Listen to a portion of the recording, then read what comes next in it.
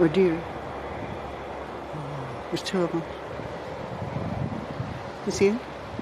Like the tree with the bulbs at the bottom. There's two of them. Yeah, I know.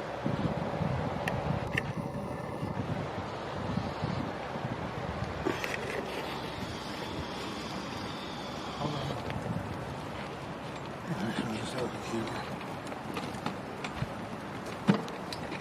Watch the mark.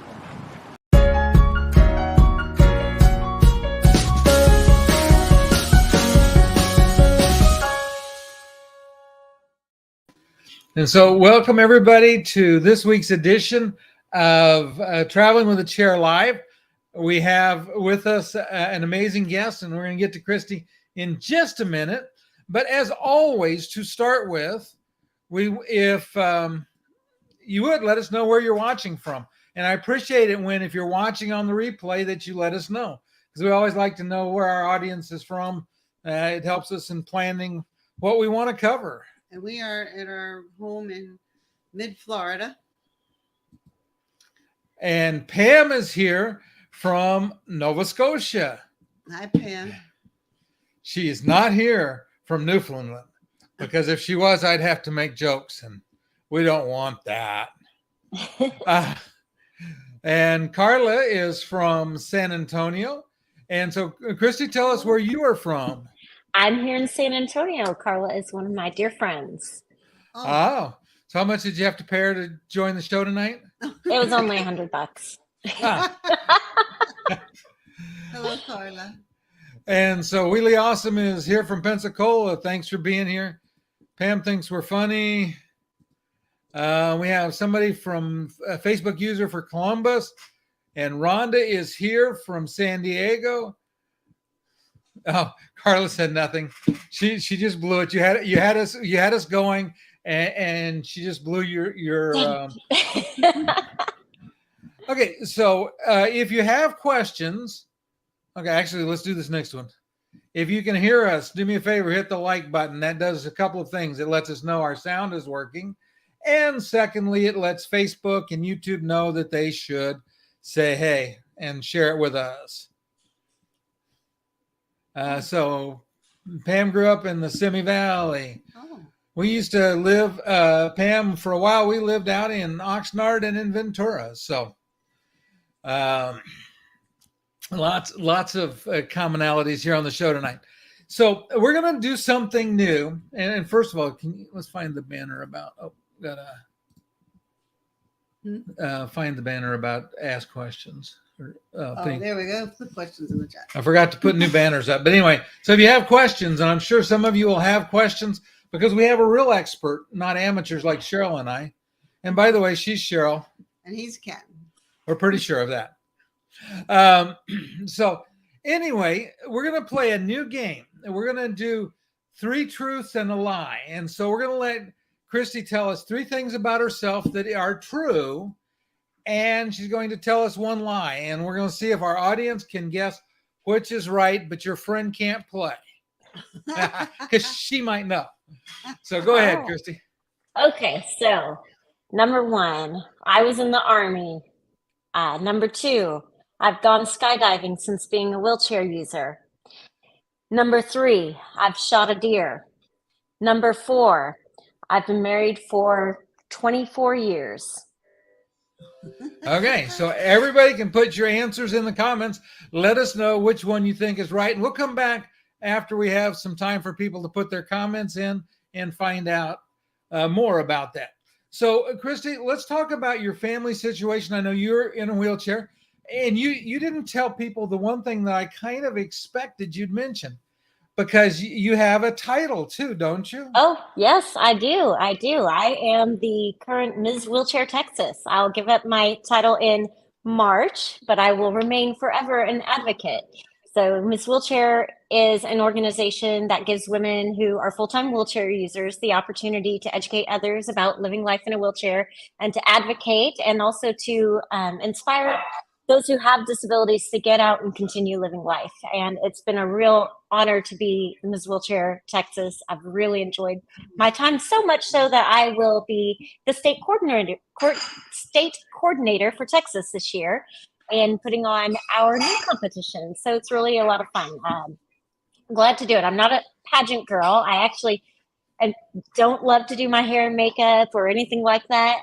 But I do love the fact that the title helps me get in the door and to be able to talk about accessibility more.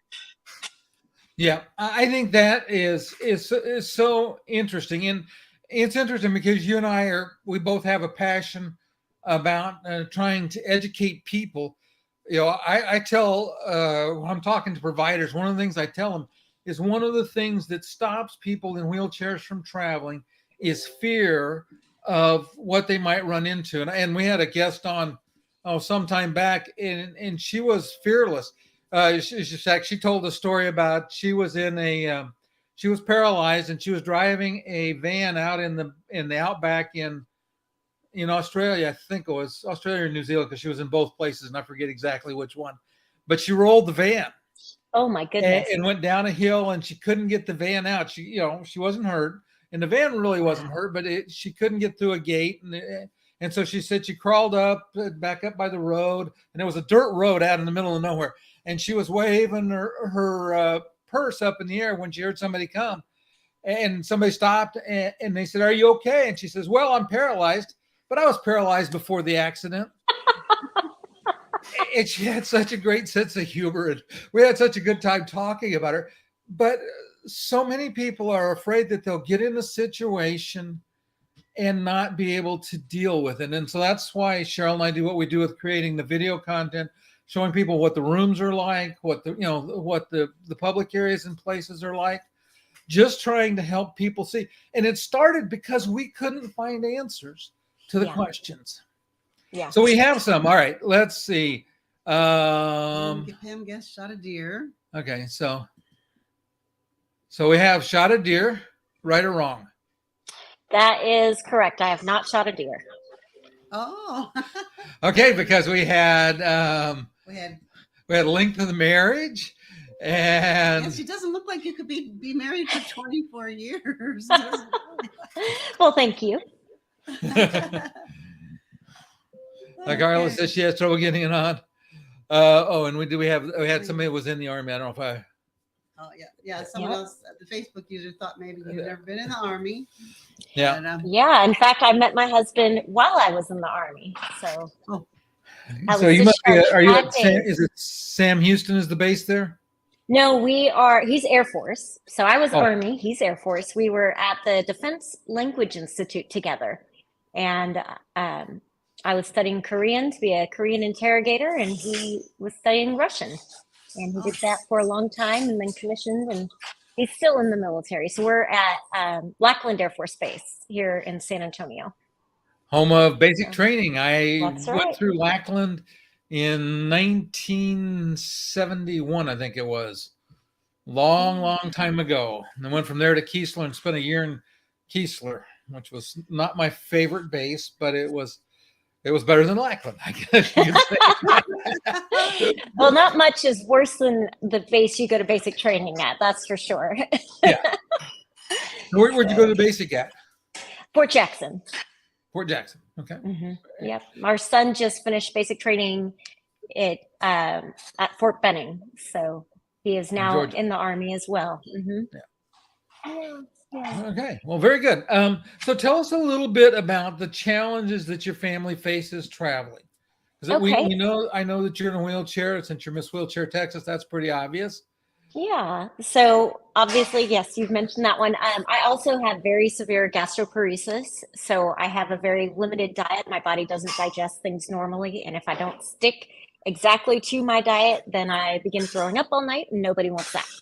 So my daughter, she's our oldest, and she has the same genetic disease I have, 26 food allergies, celiac disease, and she's on the spectrum. Oh, which I am also.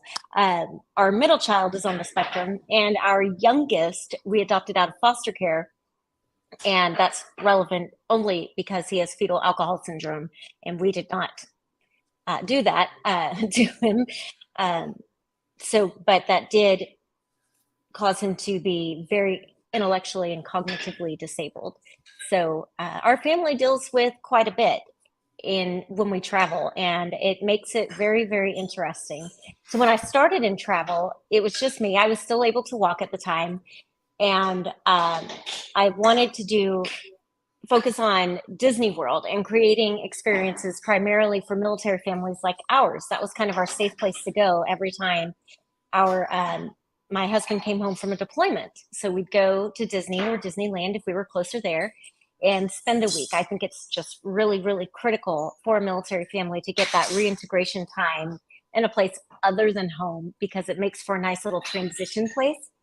And so that's kind of how I got my start. I worked with Kingdom Consultants for 4 years. They're an amazing Disney facing agency. That's their specialty. But they really didn't want to do anything more with accessibility. And we had adopted Timothy right as I was beginning that journey. And the older he got, the more we found that we were having to find accommodations for him, the more I realized that I really wanted to focus on that in travel and to have more than one destination for people to feel safe at when they're traveling with a disability. So I started Incredible Memories Travel, and I'm with an amazing host, Outside Agents, and it's been really, really wonderful. About 2 years into that journey is when I lost my ability to walk. I developed autonomic neuropathy disorder. It is part because of my genetic disability and part because of my autoimmune disease. But when I try to stand up, my legs end up going numb, and I can't predict when it'll happen or how it'll happen, so I do not walk. So you'll see me, I'm able to move my legs around when I'm seated, but otherwise I can't. So after that happened, I dove even deeper into it. And it was a real eye-opener for me because I had already started specializing in this area, but I realized how much I was missing being ambulatory, even with a mobility restriction, and even with family members who had other disabilities. I had no idea the amount that I had been missing. I'd taken the accessible travel advocacy course for travel advisors and done quite a bit talking to other wheelchair users. And I thought I had a pretty good handle on how to do an accessible trip until I started traveling as a person who's a full-time wheelchair user. And I realized, oh my gosh, we have to know so much more. It's not enough to ask, do I want an accessible room? I need to know, do I need a lower bed? Am I able to take any steps at all? Or do I need to transfer directly? Can I transfer? There were so many more questions than I'd even considered wrapping my brain around before. So it was really eye-opening, especially the more I dove into that world and saw how much misinformation was out there and just the entire lack of information in general. So that's kind of what we deal with: dietary, cognitive and intellectual, neurodivergencies, and mobility, just in our immediate family. And that is a lot to deal with. It's interesting because when we started, it was all about being a wheelchair user. And Cheryl's somewhat ambulatory. You know, she can walk for short distances. She can climb a few steps, but she can't go for long distances. She can't stand a long time. And, you know, we couldn't find answers for the simple things. And then when we started, working deeper into the accessibility field and trying to create content, I've had some amazing guests that have educated me. I've had some interviews with individuals that are blind, and one of the organizations that I loved, and you probably have dealt with them as well, is Autism at Sea. Yes, absolutely. Fantastic organization. Yeah. And, I did an interview with one of their team leads, and I was just blown away by all of the things that they do. And then I interviewed all the cruise lines. And as I talked to them, and started understanding the things that they did to help people beyond just mobility, it was just amazing. But once you get away from the cruise industry, answers are so hard to find. Yes. Yes. Well, even in the cruise industry, we run into issues, especially, we may be able to get on the ship, but that's no guarantee that we're going to be able to participate in excursions or to be able to do any of the fun activities on the ship, like some ships have the rock climbing walls, but I don't know of a single ship that currently has an adaptive climbing wall where it's just a different kind of harness that they could hook up and enable somebody with a mobility disability to be able to climb the wall that way, or the ability to get to the top of a water slide and still be able to go down it. So even on the ships, we find a lot of limitations. Even if we're able to get through the door, are we able to fully participate? Right. So- Yeah, that's what we like to. That's what we like to make videos about the cruises, so people can see. If you know there's something you can't do, you're not disappointed when you can't do it. And if you know there's a few things you can do, it's nice to know ahead of time what you really can do and what you can't do. And that's what we try to help people with. Absolutely, absolutely. And I know your suggestion. Do you know Ron Pettit? Oh yes. He and I talk pretty regularly. He's gotten he and I spoke after I got a ship tour with Royal Caribbean, and there are some interesting things that we did bring up, like the accessible rock climbing wall and making some changes to some of the different onboard activities. I think he is leading the pack on the cruise lines as far as trying to make more inclusive experiences. Oh, And they're the I only agree. ship. Oh, Go ahead. sorry. I was just going to say they're the only ship that has a celiac cruise. They have one cruise a year that is just for people with celiac disease, which is incredible. So Yeah. Nice. And see, that was something I didn't know. That wasn't something that he mentioned. And I would say they probably do as good as anybody does about providing information on the excursions, but so many, and a good example, we went to San Juan and there was no listing for accessible excursions. Now, after I got off and we tracked down a visitors bureau, we found somebody in a wheelchair and he sent us a list of things, that I will share, going forward that are accessible that you can do from a cruise port in San Juan. We went to St. John and we went to St. Thomas or St. Croix. St. Croix. St. Croix. I think it was St. Croix that, the cruise line said there was an accessible excursion. We got off and went to get on. And if you had a wheelchair that folded and you could climb steps, it was accessible. And we were traveling in the Will C2. So in that case, it wasn't going to work for us. There was no way to get it on, off. Yeah, I think transportation is the biggest issue out of everything for wheelchair users. Yeah, I think so too. And in fact, it was kind of interesting for us that you'd think in the U.S., you should be able to get, accessible taxis. Didn't work for us in L.A. We wound up having to cram all of our stuff into an Uber, I have exciting news on that front. What's that? Actually have been working with a company in LA that provides their normal transportation that they provide is for patients who are coming to go to a hospital in LA. But I've been talking to them for the last 2 weeks, and they are going to get plugged in with Project Expedition and Will the World and become our accessible transfer for the LA area and to Disneyland. I'm so excited. So really super big news. And I'll let you know as soon as everything is finalized and we're able to book them, I will let you know. But just know that that's in the works. It's coming, and I couldn't be more excited about it. I think it's really big.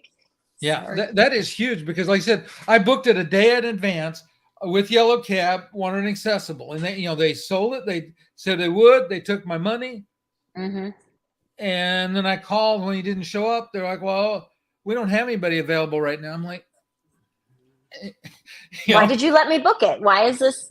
Yeah, I've had that experience in a couple of cities. One time in Charlotte, my flight was delayed, and finally canceled. So I had to overnight there, and they didn't have a single accessible taxi. Thankfully, I was able to transfer. My wheelchair comes apart, and I was able to get it in the trunk. But what if I had been somebody who couldn't transfer? What if I had a power chair? I would have been stuck at the airport overnight. And for a lot of wheelchair users, that's kind of dangerous because they need to get off their seat. They can't risk getting a pressure sore. And then when I called in the morning to try to get a transfer, I had everything lined up, and the guy's like, okay, we'll be here at this time, blah, blah, blah. And then I said, I'm a wheelchair user and I'll need to put my wheelchair in the trunk. And all of a sudden, they didn't have a car available anymore. You That know, was something special.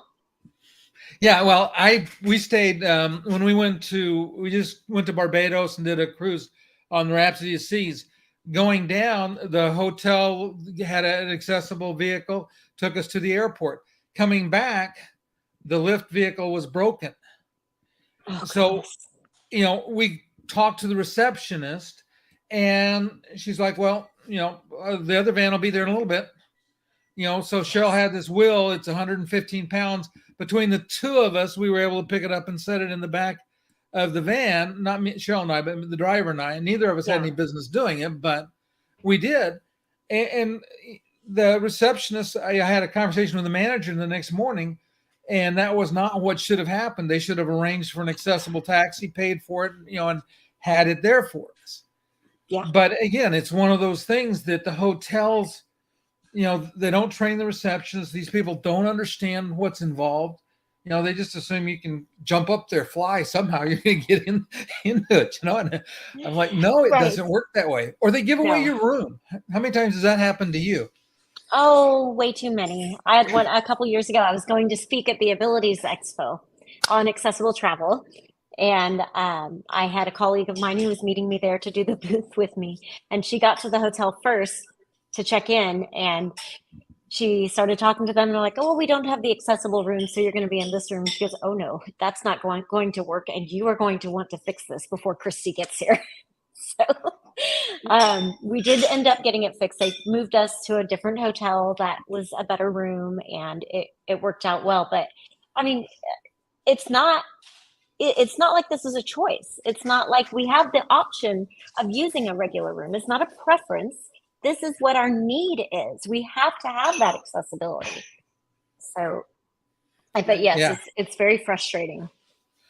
Well, it is, and there's just the sad thing is again it's an education thing. I wrote a pretty strong article I shared on LinkedIn about it, and because it needs to be addressed, it needs to be fixed, and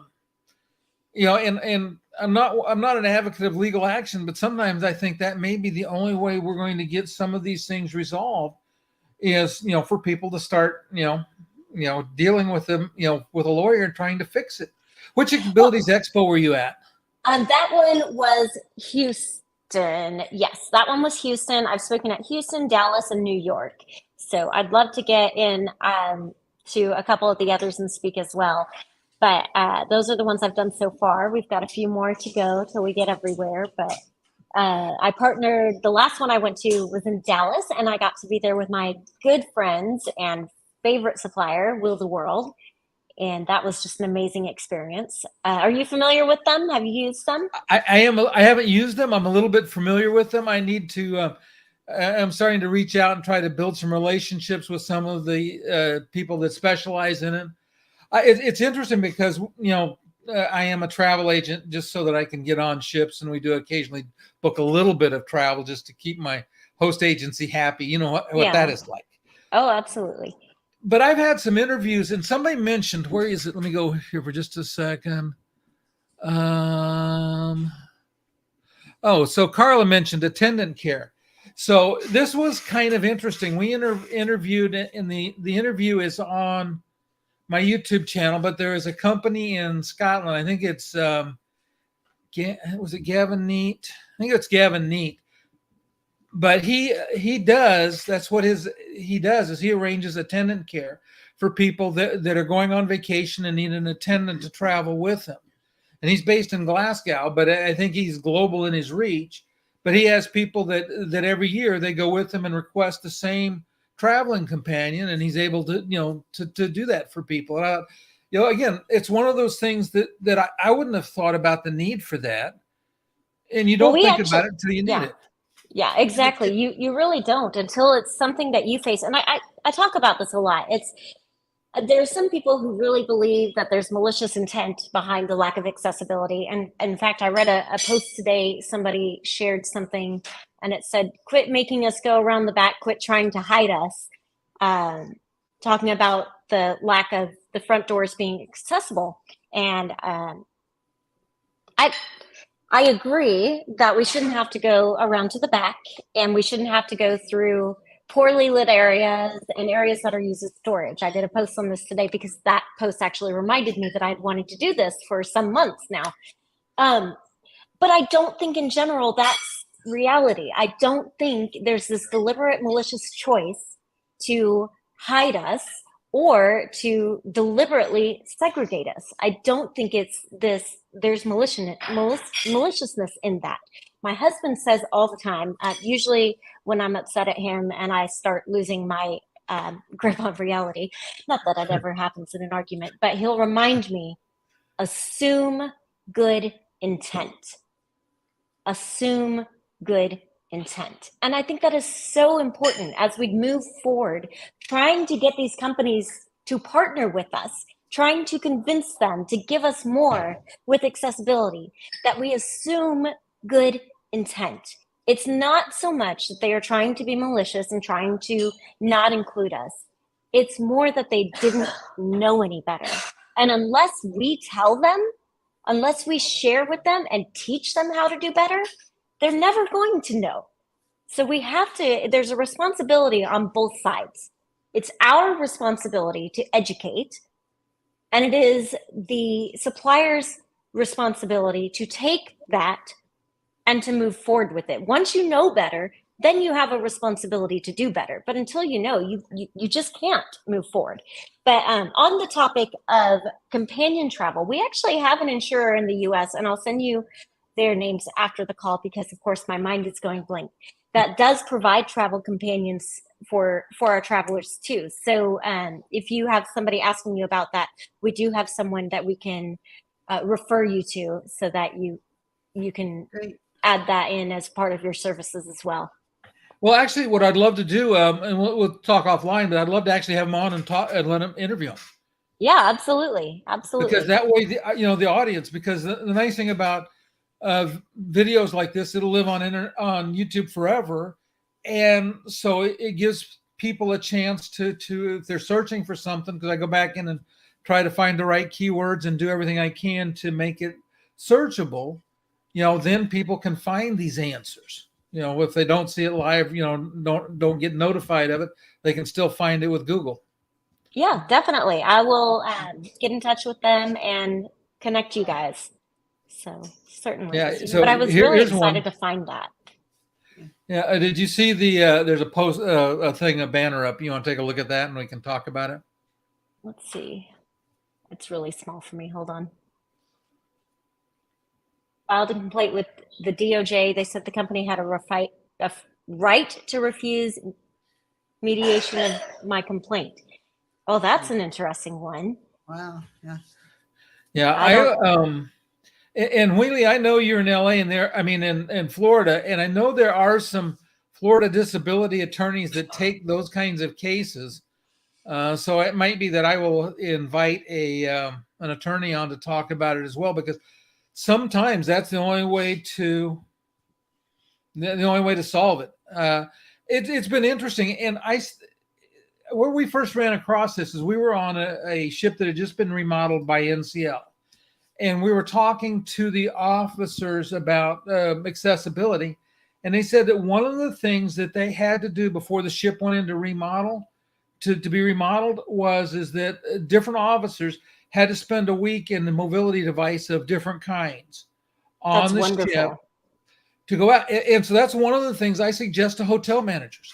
Mm-hmm. I said, you or somebody on your staff spend a week going around the hotel and think about the things that are hard, not necessarily things that are impossible, but just the things that are hard. Pam mentioned earlier about doors that are so heavy you can't. Oh my gosh. Open them. I love the push button door or wave your hand. A lot of the cruise ships now, the public restrooms, you just wave your hand and the door opens. I love that. I know, it's fabulous. Here's the problem with that one in the United States. The ADA actually does cover the ability to open a door. It's not supposed to have more than 5 pounds of pressure. You're supposed to be able to open it with one hand without any excessive twisting or jerking. Where we run into trouble is if the door is fire rated. If they have a fire door on that room, that trumps the ADA. The amount of pressure they have to have on it for that trumps the ADA. And nobody has ever thought to bridge that gap and to make it so both it's a fire door and it's accessible. So I actually have been working with a retired fire chief who has written fire code in the past. And when I shared with him the inability to open doors that are fire rated and the reality of what happens if you're traveling alone as a wheelchair user, this is actually a response from 5-star hotels. Come to the front desk, let us know when you want to go to the room, call us when you want to leave. We will escort you up, and then we will come up and let you out. It's a really lousy solution. Yeah. And that was an acceptable response to them. And then also to open and close my blinds. Call us when you want them closed in the night, and call us when you want them open in the day. Really? Okay. Yeah, But he was quite upset when he heard all of this. And so he was very much of the opinion that this is something we need to address from the fire code side and see if we can get the fire code changed so that doors that are fire rated have to have a button so that we're able to get in easier. Yeah, that would be good. Oh, on Virgin Voyages, their ships, the two that we've been on, they have the button for the curtains. It just automatically opens. I love that. Oh my gosh, I'm like a 5-year-old with that. When they have something that cool, when they think of it that much, I'm like a 5-year-old. Look how cool is this? I can open and close the blinds without getting up. But it actually makes them last longer because nobody's handling them. I mean, there's less cleaning, and in the long run, it's probably cheaper. Yeah, absolutely. It is definitely. So. Yeah, and it is interesting. We had a chance. Have you been to Barbados? No, I haven't actually. I think we had to stop there once on a cruise ship, but we weren't able. We were supposed to stop there, and then we weren't able to dock because of weather. So. No, if you get a chance, there is an organization, and I love this. And for those that are in visitors bureaus, you should look at this. It's called Fully Accessible Barbados. And they have a website that lists accessible activities that you can do on Barbados. And there are two tour providers. We spent 4 days there filming on Barbados. We're, in the process of starting to release the videos now, trying to showcase the things that are accessible. But we didn't have time to do all of them. There were so many things that were accessible. They have, and Fully Accessible Barbados has a beach wheelchair that they rent, and it's one that you can actually take into the water and stay in it, and which is really super cool.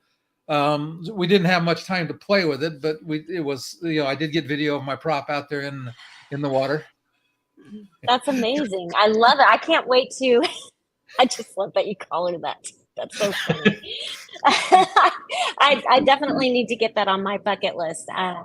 That is fantastic. I had no idea that they were doing so much.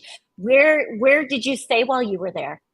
We stayed at a property that was not accessible. It was cheap because we're at the stage where we're not making much money off this yet. So we're trying to get close to break even. We're actually going to Dominican Republic first week of June to do some filming there. And the company claims to be accessible. We'll see, how good they are at it, but we're going to do 3 resorts in a week and try to do that. I did the DR. That was my first trip after I became a full-time wheelchair user. I had mixed success. There were some places that were okay, some places that were very much not okay. There was one property in particular I have to tell you about. They really tried to make it a wonderful room. They really, really did. They had this outdoor area on it that had all the rooms that were on the first floor had these beautiful day beds outside that you could just sit on and relax on. Gorgeous area. And they put a ramp down to that area so you could go down and get into the day bed. They forgot something very critical. At the bottom of the ramp was sand. Nothing but sand. So we took a video of me going down very, very slowly in my wheelchair, and so they could see what happens when a wheelchair hits sand. And I almost fell out of my chair both times we filmed it, because you just pitch forward, and they had Yeah. no idea, because they didn't have anyone in a wheelchair checking to see if that worked.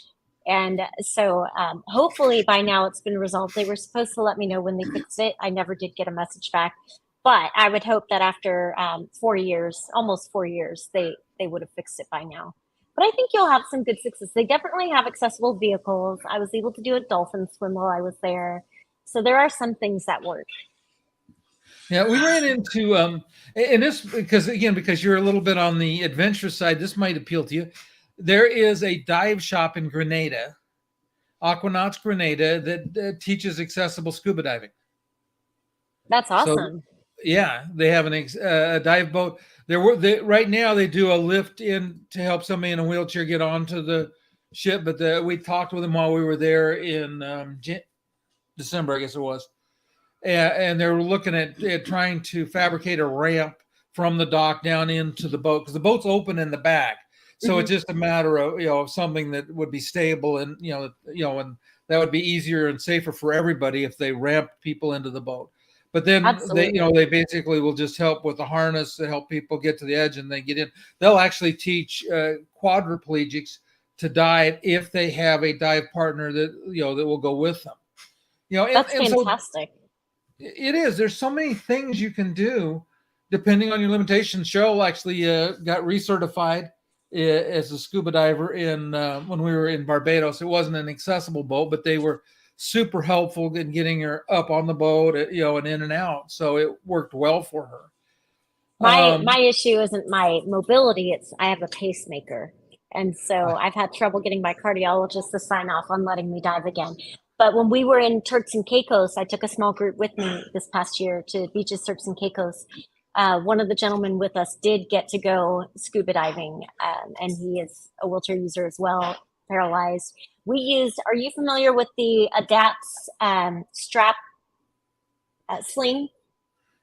It's it's fantastic. I take it with me on every trip. That's the thing that just fold up and you sit on it. You fold, yeah, it can fold up, fit in your suitcase, doesn't take up any room, but it can go underneath you, and it makes it easier if you need to be lifted to transfer from your wheelchair to the airplane, wheelchair anywhere. Anytime that you have to be physically lifted and transferred, this is a great option to have and just to take with you. It's kind of a travel hack. If you're in an area that doesn't have great accessibility, have this with you, and it makes doing those transfers a lot safer and a lot easier. Yeah. So yeah, and actually I think I did an interview with the company, now that I think about it, because I think the reason they came up with it was for evacuation from aircraft, because there was no way to evacuate wheelchair passengers from aircraft in case of an emergency. Yes, exactly. Yes, that's the same company. So I really like that device. If you aren't ready to get that one, Special Needs at Sea does carry a different one as well. So there are a couple different options out there. I just have that one. It's the one that I recommend for my clients. So it works out pretty well. Yeah, we like that. Very nice. Thank you for that. And we'll put a link in the description. We need to do or a link. drawing. Yeah, we'll put some more of those in. Actually, let's do our drawing here really quickly. So we have the wheel of prizes. Let me share that screen. Let's see, present. Share screen. I want to share a window. I just had it. Scroll down. Oh, it's on the other one. Yeah. Okay. While they're looking that up, Willie, I know it can be really hard, but if you connect with me, maybe I can help you get in touch with some of the right people.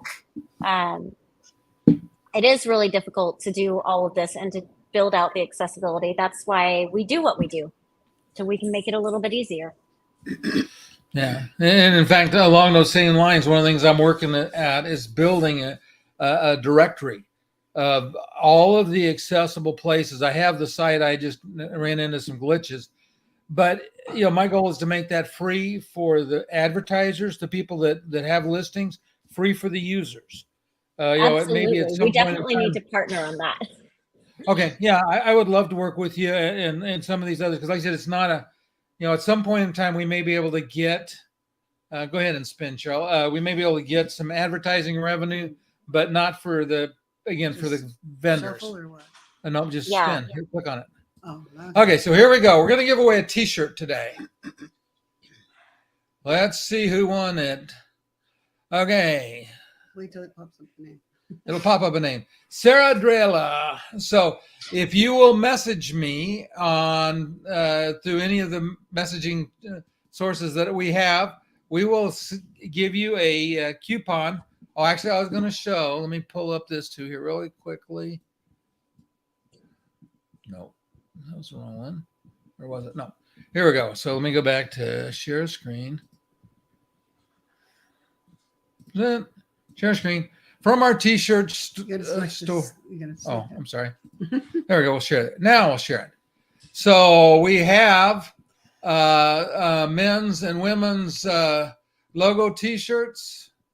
So we will give you your choice of those. So just let us know, and we'll make arrangements to get a coupon to you, and you can order, pick the right size and everything. So we wanted to.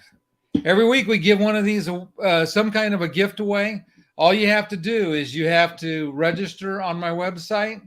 I'll put up the link actually there. Right? No, not that one. That one. I will put up the link. You can take the share down. Yeah. So there's the URL. So you go there and register. And then if you want extra entries, you go to my YouTube channel and you watch videos and put comments in them. And you get extra entries on the wheel. Last time Pam, who won, had about 70% of the space on the wheel was all Pam Wheatley's, because she watched a lot of my videos and commented on them. She likes free stuff.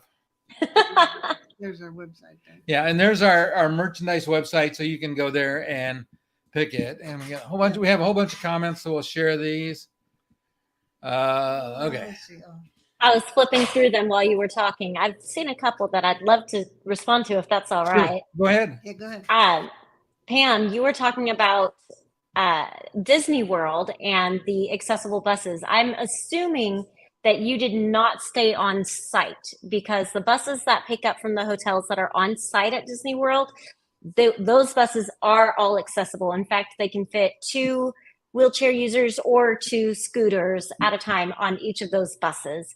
So that is one plus. I never ever recommend that somebody who doesn't have a vehicle with them stay off site, because if they're a wheelchair user, because it's so much easier to do on site with them. Beds being high is a super, super common issue. I've seen that mentioned a few different places, and I agree. It is very, very common to find the beds way too high. But there's another issue with that we have to take into consideration. And that is that people who have mobility but still need an accessible room, sometimes the height that I require as a wheelchair user is too low for them to comfortably get in the bed. So I've been at one hotel that had this. They had the ability to change the height of the bed based on the occupant's needs. And I thought that was just brilliant. Absolutely loved that. They could raise it up for those who needed higher, so they didn't have to bend down as low, and they could lower it for wheelchair users who needed it lower for them to get into. So it's really, something there that that is very, very useful. Yeah. Well, and just while we're talking about beds, here's the other thing that you run into with beds in accessible rooms is probably about half of the time they're on a box instead of a set of springs, so you can't get a Hoyer lift under them. Absolutely. Again, it's like, okay. They just don't think of it. Again, it's not their lived experience. Why would they need to know that? And it's a lot of talking to them going, okay, you've got to put a different type of bed in here. You have to have it on a frame. But you know what the number one thing I hear is when I travel? Gosh, I've never heard that before. Well, here is the reason for that is so many people just deal with it. You just get tired of fighting the battle. And that's one of the things that you and I and Cheryl and those of us that advocate, we have to keep fighting. It's all the time. Bring it to somebody's attention. If it's not right, you go down and you ask very politely for a manager, and you ask Absolutely politely for a manager till you get a manager. What I've noticed sometimes in hotels, which I find confusing, is you'll have a really, really high bed, but a really, really low toilet. yes. I mean, That's a big issue. Who needs a high bed and a low toilet? It's really hard for me to get up off of something low. Sometimes Ken has to help me off the really, like some of the European toilets are just like almost on the ground. And then you'll get in the shower, and the shower bench is attached to one wall, and the shower controls are attached to the other wall. Oh, yes. And they're all the way at the top. All the way at the top. So, and that's just a training issue. Come on, let's train the staff. Let's train them to always set it at the lowest. Explain to them why it has to be at the lowest. Make sure that they know the reason. When they know the reason and they're doing it with that conscious thought, they're more likely to do it. But if it's just a compliance, this is the rule and I'm going to make you follow the rule, then they're doing it because they have to and not because they understand the why. And when people understand the why, they're far more likely to comply with it. I don't know how long we have, but I'd love to share a couple of the things that I get to do and the things that I've been doing this year. Yeah, go ahead. We have a formula till the audience all goes away. Right now, we have our biggest audience ever. You're so popular, and they're still here, so we can keep going. Well, fantastic. Well, I want to share, for years I felt like I was reading Wheely's response here, talking about not feeling like he could get anyone to listen. And I just so relate to that. I've been doing this now for a little bit. And until last year, I felt like I was spitting in the wind. I would talk and talk until I was blue in the face. And they'd nod to my face and say they heard me. And then nothing at all would ever change. Then last year, something magical happened. I think the start of it was for the last 2 years, I've been building an agent training program called the Spectrum of Accessibility. I've been building that with my host, Outside Agents. They have been amazing. They've poured a ton of money into it that I don't have, so that it'll be an amazing product. And it trains on mobility, hearing, visual, intellectual, and cognitive, hidden disabilities, as well as neurodivergences and dietary accessibility. It is the most in-depth training on accessibility that I think has ever been done. If somebody has something more in-depth than that, I have never seen it. So it's really, when we finish it, it's going to be an incredible product. It actually already won a Gold Magellan. Very, very excited about that at Cruise World. So the goal is, and Travel Agent University would like to pick it up after we finish piloting it. We also have a theme park unit, which right now has Disney World. Eventually it'll also have Universal and Legoland and everything else. So it's really very exciting to be part of such a monumental thing. And more agents are asking about accessibility. More and more agents want to be competent in accessibility. And if you haven't met him, Jake Steinman is just our biggest ally in accessibility. He realized the need when people started calling him, asking him about accessible travel. I forget why they did that, but for some reason, people thought he owned a travel agency that specialized in that. He did not.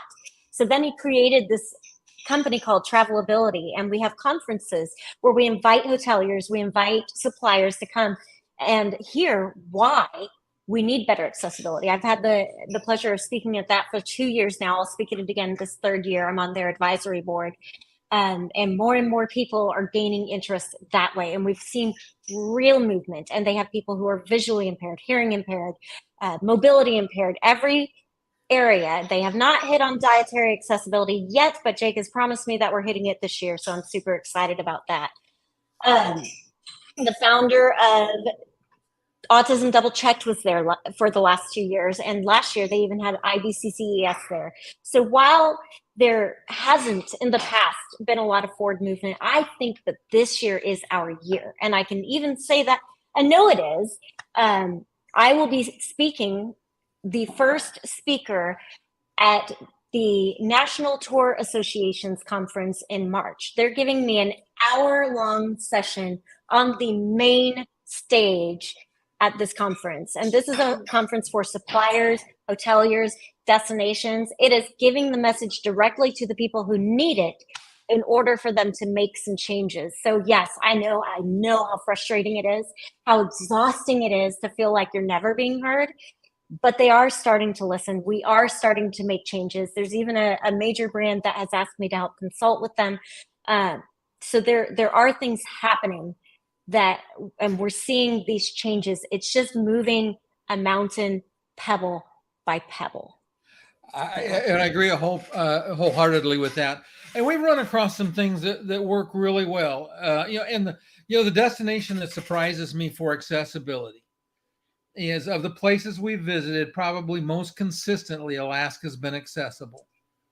And it's not, and now I haven't been deep into the heart of Alaska, but I've interviewed, in fact, this gal I was telling you about that had the problem with the van. She was in Talkeetna, Alaska, and called for a taxi, and an accessible cab showed up. Oh, that's awesome. Yeah. The train in Alaska, the Alaskan Railway, the White Pass is fully accessible. So that makes it easy. There's a bunch of accessible things to do. I've done some interviews in going into Denali. There's accessible tours. There are accessible things in Fairbanks. The worst port for accessibility, in my opinion, is Ketchikan because of the hills. But there is a tour we did there that was incredible. The Aleutian Ballad, it's completely accessible bathrooms, wheel on, wheel off. And it's, they just thought their way through it really clearly. For a boat to have a bathroom that's like a house bathroom that's accessible is not the norm. I agree. I think because so many older people go to Alaska, they did a really good job making it a destination where if you want to go and take a lot of photographs, then it is very, very accessible. I had the pleasure of taking Will the World with me last year on a Holland cruise so that we could build out some more adventurous excursions, because that's where I feel like we missed the mark in Alaska. I do think, as far as going and being able to take pictures, do whale watching, do a lot of the spectator type things where you're everybody is sitting. There's a lot of that. And they have more than the average destination for sure. But if you're like me and you want to go kayaking and whitewater rafting and some of those a little bit more adventurous things, that's where it starts to get murky. But we did connect with a few kayaking companies, and I connected with a whitewater rafting company in Denali that were very excited to hear about adaptive equipment and to make those things easier to do as a wheelchair user. So I was gonna say, we did my favorite ride so far was the zip line at Icy Strait Point. It's accessible, and if they have to, they will lift you and put you into it's a sling you sit in. So that's awesome. It's awesome. It's wonderful. It's higher than the Empire State Building. You have to do that. I haven't been to Icy Strait Point, so yes, that's on my list. I have to do that next time I'm there. And the gondola takes you up. It is a little bit. They might have to stop the gondola to let you get on, but other than that, it's. But that's not a problem. That's what they did. I mean, you can take a scooter or wheelchair on and off. Yes, that's awesome. And you're getting lots of praise here, Rhonda.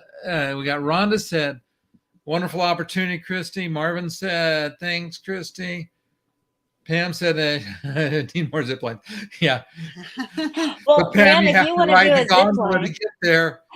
Well, if you want to do a zip line, I'm going to Costa Rica in October, and we're going zip lining. So very excited about that. We went to Costa Rica and we looked at it, but Cheryl's not a fan of gondolas. She doesn't like heights. The reason she went down the zip line, that was the fastest way off the top of the mountain, and it was either that or the gondola back down. I wanted to fly over the trees, and it was wonderful. It was wonderful. Yeah. But yeah, so and just Alaska is one of those places you wouldn't think of as being great, but Skagway is perfectly flat, the whole town. You can get everywhere there. Absolutely. It is, just pretty awesome. Have you done the crab fishing tour? The guy who was on Deadliest Catch, Yeah, His, that's the one we were talking about, the Aleutian Bow. oh That yeah, is oh, okay, incredible. yes. I didn't know his heart for taking care of people is just incredible. He was so excited when I talked to him and about the idea of making it even more accessible. He was telling me how much more he wants to do, how he plans on making even more changes so we can bring on more people with disabilities. I just loved him. Absolutely one of the greatest guys ever. Just It's a really, really wonderful wonderful. family excursion. It's a great for Hmm. families. And I think that Absolutely. for some people on the spectrum, it probably would be doable Oh, I because definitely think so. depending, because it's not particularly scary, intense, any of those kinds of things. We loved feeding the eagles, and I mean those eagles were just it was incredible. Yeah. Yeah, that's true. But one of the things, and this is one of the things that I talk to people about, and it's just, again, it's another talking point, is that the baby boomers, my generation, we're getting old, and we're the generation that has money to spend. Yes. And so there's an economic incentive for companies to address that market and think about it. I saw something on the order of 25 or 30 billion dollars a year right now in money by people that travel with disabilities, and coming out of the baby boomers. So $58.7 billion over the course of 2018 and 2019. okay, so there you go. Yeah.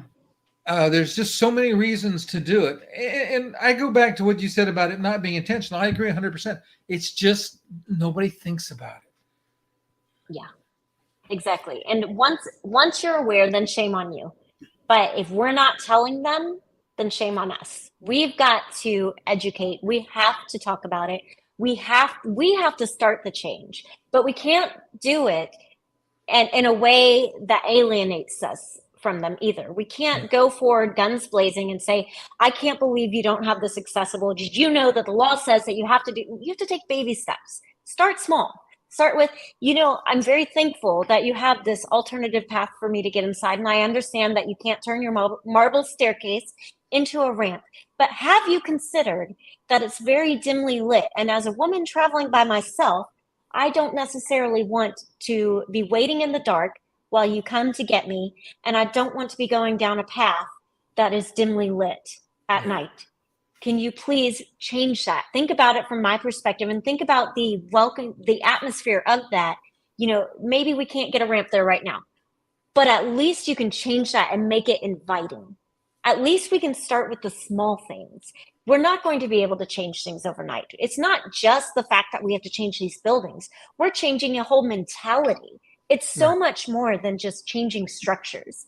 We have to change the way people think about accessibility, the way they think about disabilities, from a place where they think, okay, a disabled person is XYZ. No, a disabled person has as many likes, as many dislikes, as many goals, as many ambitions, as many dreams, everything that a person without a disability has.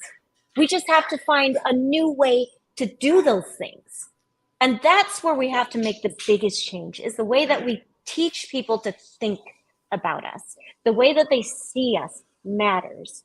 And we need to get them on the same page so that they're not thinking this is where somebody with a disability fits, but this is how we all fit in together and create an inclusive environment.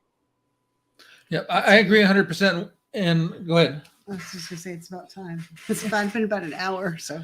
Well, I was going to say, it's one of the things that we try to do is because when I have issues, unless it's something I need to get addressed, I try to get the manager off to the side, and give them some suggestions, things that are, again, small bites. I love, the thing about just have your staff ride around in a wheelchair and see, because that does a couple of things for them. I was so impressed with NCL that they did that. But it was interesting. One of the other thing that Ian Price? I feel like I know the name, but I'm blinking on who that is. He travels. He's a paraplegic, and I take it back. He's a quadriplegic. Travels with a respirator, and he has to travel with a companion. And we were talking about he's been to some amazing places, and does some amazing things. But we were talking about the fact that so many times in accessible rooms only one bed, and if you travel with a companion, sometimes he's traveling with young female companions, and they don't necessarily want to sleep in the same bed with him.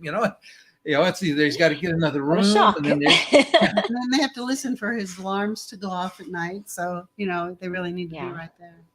there's just so many of these things. So, Yeah, but or the Okay, we room- have a question for you. So this is a great question. I think we should talk about that one, Kristy. Well, thank you, Rhonda.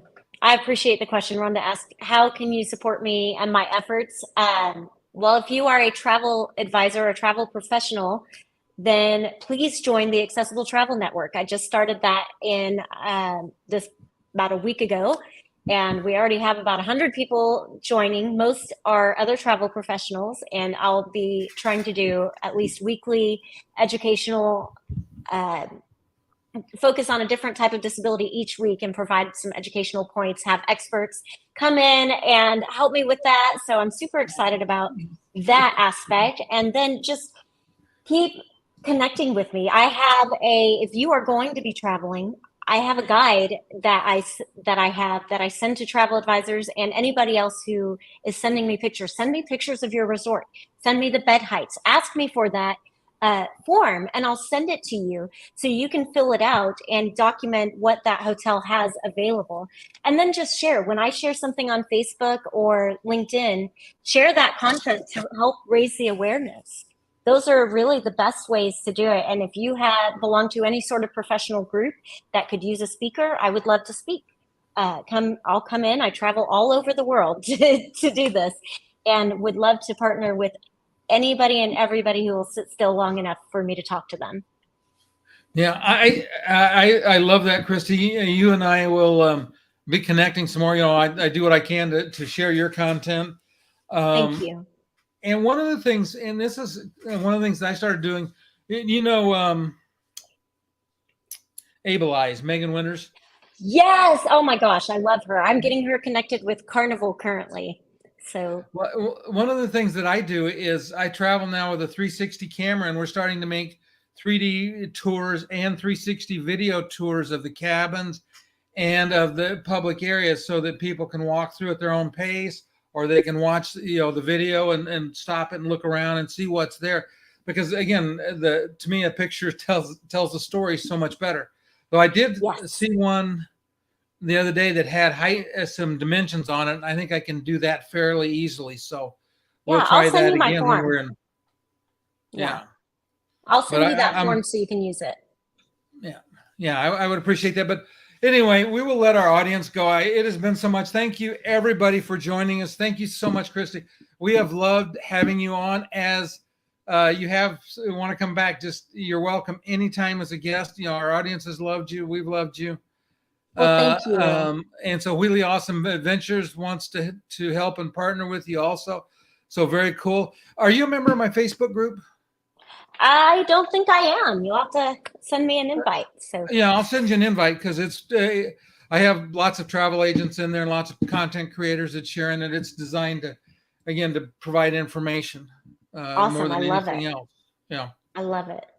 Okay. Yeah, that's what we do. We make lots of videos of wheelchair cabins. Fantastic. Yes, I've seen your videos and I love the fact that you do that. I'd love to see the dimensions, like the bed heights and some of the other information that is really helpful.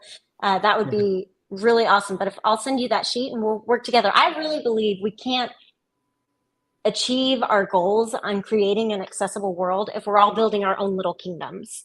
We have to unite. We have to start working together. And we've got to bring it forward as one purpose instead of each person going, well, I want to protect my little kingdom here. If we're not working together, we're not going to get very far. I agree 100% with you. Like I said, maybe you and I can chat a little bit after the show. We'll say goodbye to our audience. Okay, so let's see. How many times have you called me Jen tonight, Pam? I think every time you've typed my name tonight, it's been Jen. And it's not really Jen, it's Ken with a K. Yeah. Thanks, everybody. We love having everybody here. We do this show every week, different topics, but we loved having everybody here. Come see us again. Yeah. Okay. All right. We'll say goodbye to everybody. Bye, everyone. Thank you for joining. Bye.